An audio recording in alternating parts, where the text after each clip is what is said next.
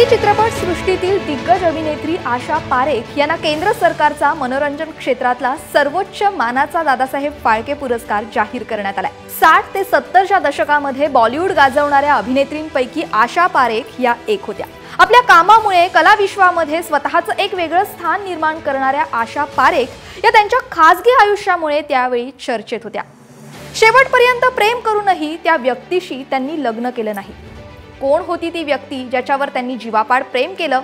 एकट्याने आयुष्य काढण्याचा निर्णय नेमका आशा पारेख यांनी का घेतला असावा पाहणार आहोत या आजच्या व्हिडिओतून। नमस्कार, मी प्रियंका गोरड पवार, एबीपी माझाच्या सोशल मीडिया प्लॅटफॉर्मवर आपल्या सर्वांचं स्वागत।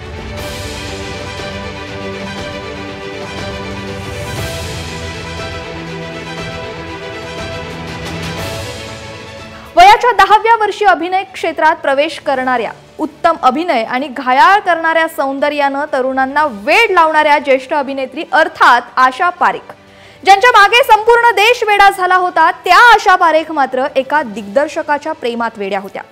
रुपेरी पडद्यावरती प्रेमकथा गाजवणाऱ्या आशा पारेख यांना खऱ्या आयुष्यात मात्र प्रेमाचा दुरावा सहन करावा लागला।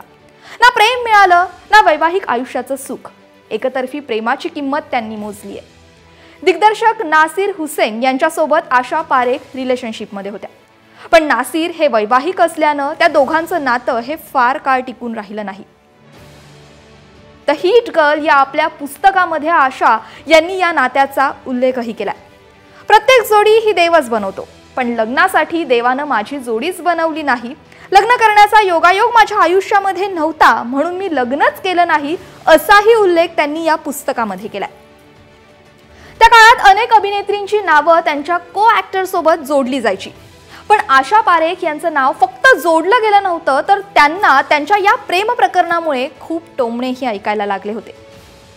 आशा पारेख यांना स्थळे येत नव्हती असं नाही, पण त्यांना कुणाशी लग्न करावंसं वाटलं नाही। मात्र मूल दत्तक घेण्याचा विचार त्यांच्या मनामध्ये घोळत होता।